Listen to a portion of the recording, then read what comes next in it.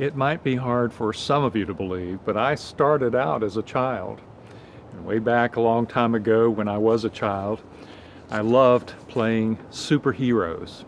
My friends at school, during recess, out on the playground, or at home with my brothers. In fact, one Christmas, my brothers and I wished for superhero outfits. Superman for me, Batman for Scott, and Zorro for Brad. I'm not sure why none of us asked for Robin, Batman and Robin. Where would Batman be without Robin? Well, perhaps some people would think that such make-believe play was silly and wasteful. But I don't think so. I think there was a lot going on in that make-believe playtime. We were, in a fun way, learning some important things. We were learning about possibilities and limitations, about strengths and weaknesses, about creativity and cooperation. We were learning what it means to be human. Well, Covenant College professor Kelly Kapik has written a book entitled "You're Only Human: How Your Limits Reflect God's Design and Why That's Good News." As the title suggests, Kapik wants Christians to celebrate the beauty of our human limits and the freedom that comes when we learn to embrace God's design for a meaningful life. The last time I talked some about that, focusing on how God made us with built-in limits so that we would be dependent on each other and on God, and so that we would learn how to love. Well, Kapik shares two practical ways that we can begin embracing our human limits, actually learning to love those limits. Now, they're really nothing new. You've heard these things before, but think about them maybe in a fresh new way.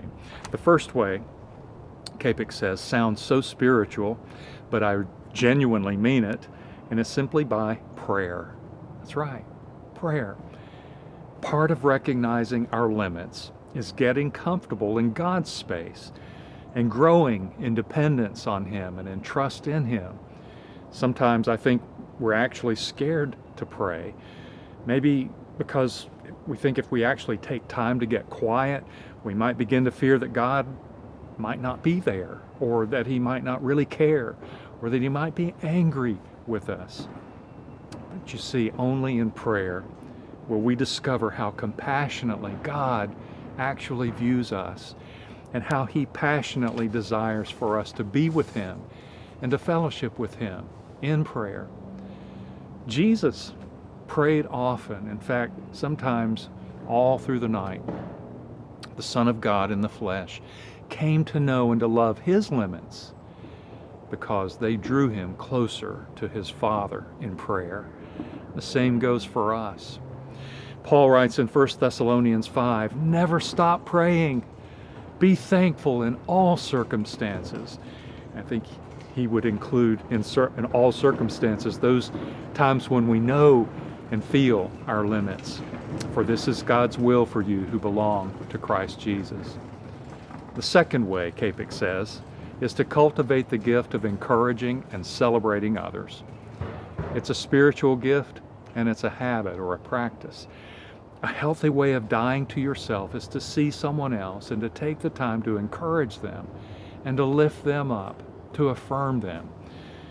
We're all dying for someone just to notice us and to listen to us and to care enough about us to empathize, to feel what we're feeling, to understand what we're feeling. When someone celebrates and affirms us, especially in front of others, it can be life-changing. Paul writes in Ephesians 4:29, "Let everything you say be good and helpful, so that your words will be an encouragement to those who hear them." Well, way back in the Old Testament, Moses wrote in Deuteronomy 33:27, "The eternal God, without limits, is your refuge, and underneath are the everlasting arms." You see that? We're limited. We're finite. Our time on this earth is brief.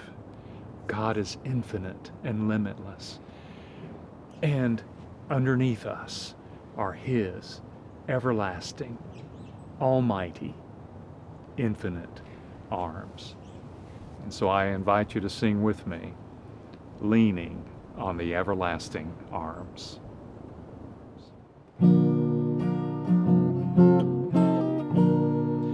What a fellowship, what a joy divine, leaning on the everlasting arms. What a blessedness, what a peace is mine, leaning on the everlasting arms.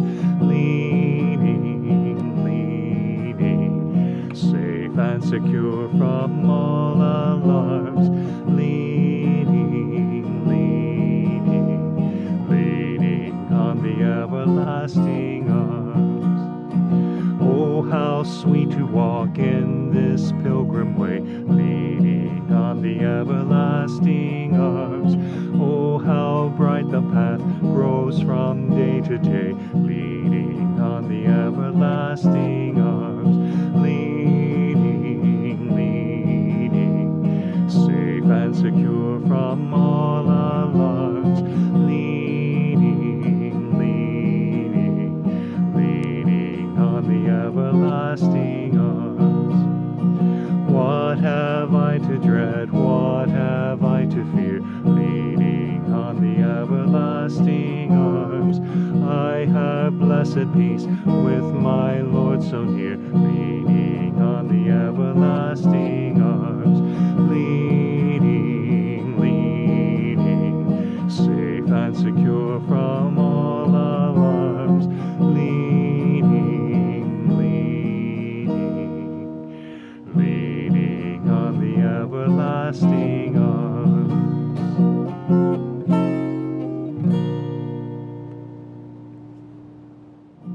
What have I to dread? What have I to fear? Leaning on the everlasting arms.